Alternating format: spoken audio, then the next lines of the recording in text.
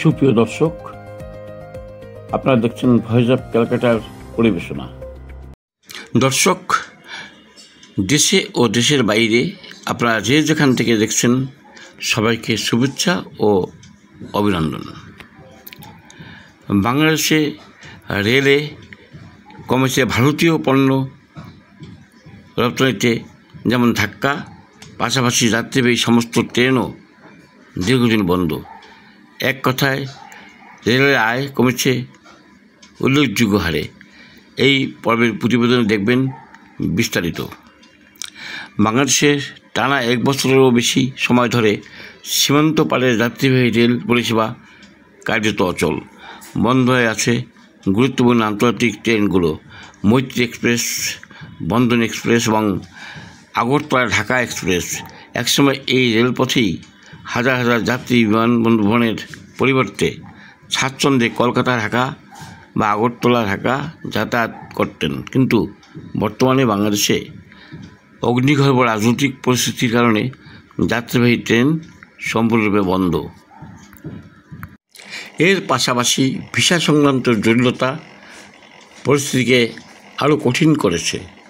বর্তমানে tourist visa, business visa সহ নানা ক্যাটাগরির ভিসা পাওয়াই হয়ে দাঁড়িয়েছে দুটো কাজ। ব্যবসায়ী মহলের দাবি, যদি ভিসা প্রক্রিয়া সহজ ও দ্রুত করা হতো তবে কলকাতা, বেনাপোল, ঢাকা রুটের আন্তর্জাতিক ট্রেনগুলো আবার যাত্রীতে ভরে উঠতে পারত। কিন্তু বাস্তবে সেই সুযোগ বন্ধ হয়ে আছে। অর্থনীতিতেও এর প্রভাব পড়েছে। আগে প্রতিদিন একাধিক মালবাহী ট্রেন বাংলাদেশে যেত, এখন তা কমে এসেছে মাত্র হাতে গোনা কয়েকটিতে। ফলে ভারতীয় রপ্তানি কার্যত স্থবির হয়ে পড়েছে। ব্যবসায়ীরা অভিযোগ করেছেন, বাংলাদেশে ভারত বিরোধী আন্দোলন ও রাজনৈতিক অস্থিরতার কারণে ভারত সরকারও নিরাপত্তাজনিত কারণে বেশ কিছু রপ্তানি কার্যক্রম সাময়িকভাবে স্থগিত করেছে। ফলে পশ্চিমবঙ্গ, আসাম, ত্রিপুরা সীমান্ত দিয়ে যে বিপুল পরিমাণ ভারতীয় পণ্য বাংলাদেশে প্রবেশ করত, সেটি এখন প্রায় থমকে গেছে। এতে শুধু ভারতীয় রপ্তানিকারকরা নন, বাংলাদেশি আমদানিকারকরাও, সাধারণ ভোক্তারাও ভোগান্তিতে পড়েছেন। বাজারে তৈরি হচ্ছে কৃত্রিম সংকট, দাম বৃদ্ধির আশঙ্কাও প্রকট হয়ে উঠেছে। এখন দেখবেন আমাদের প্রতিনিধির পাঠানো এই সংক্রান্ত একটি ভিডিও চিত্র। আমাদের প্রতিবেদন ভালো লাগলে লাইক, শেয়ার, কমেন্ট ও সাবস্ক্রাইব করে আমাদের পাশে থাকবেন। কালের বিবর্তিত যুগের পরিবর্তনে পরিবর্তিত হয়েছে রেল। কখনো হয়েছে বন্ধ, কখনো হয়েছে চালু। ব্রিটিশ আমলে নির্মিত এই বেনাপোল রেল স্টেশনটি স্বাধীনতা পরবর্তীতে বন্ধ হয়ে গেল। 2000 সাল পরবর্তীতে আবারও আমদানি রপ্তানি সহ যাত্রী ও পণ্য পরিবহন অনেকটা স্বাভাবিক হয়ে যায়। স্টেশনে ঢাকা বাংলাদেশ রেল স্টেশনে আরও লাইন বাড়াচ্ছে এবং এখানে ভারত থেকে অনেক রেলে মাল নিয়ে আসা হয়, আমদানি রপ্তানি করা হয়, অনেক ব্যবসায়ীদের লাভ হয়। রেল বাংলাদেশে রেলে আসে অনেক পরিবর্তন। তেমনি ভারতের কলকাতা সহ বেনাপোল, পেট্রাপোল দিয়ে বাংলাদেশের যশোর, নোয়াপাড়া পর্যন্ত পণ্যবাহী রেল চলাচল অনেকটা স্বাভাবিক হয়। করোনাকালীন সময়ে বেড়ে যায় ভারত থেকে পণ্য আমদানি।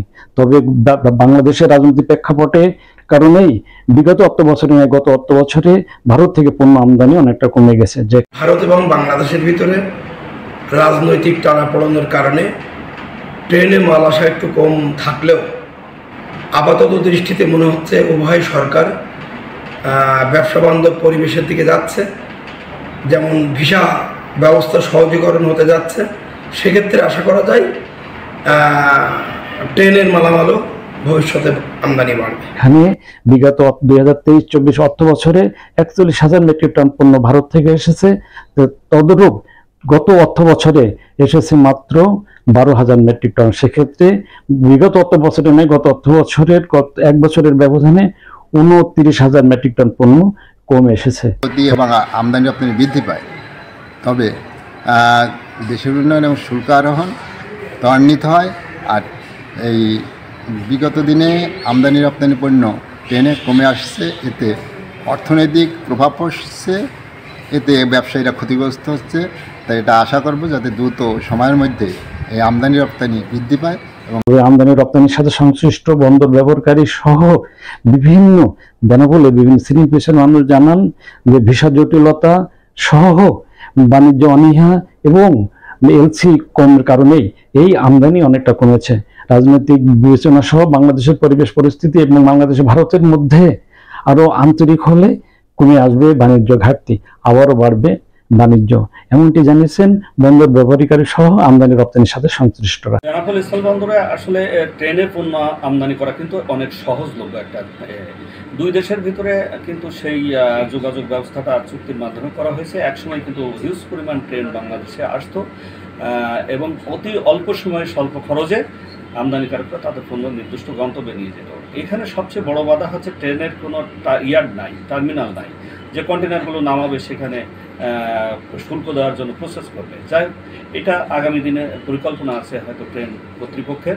আর এখানে যে বর্তমান পণ্য কম আসছে, এটার মূল কারণ হচ্ছে যে এলসি স্বল্পতা এবং সাপ্লাই চেইন দুর্বল হয়ে গেছে এবং ভিসা জটিলতা এর জন্য বড় ধরনের। সব বন্দর ব্যবহারকারী এবং রেল স্টেশন কর্তৃপক্ষ, চলুন আমরা দেখে আসি ভিডিও চিত্র, শুনে আসি বিস্তারিত।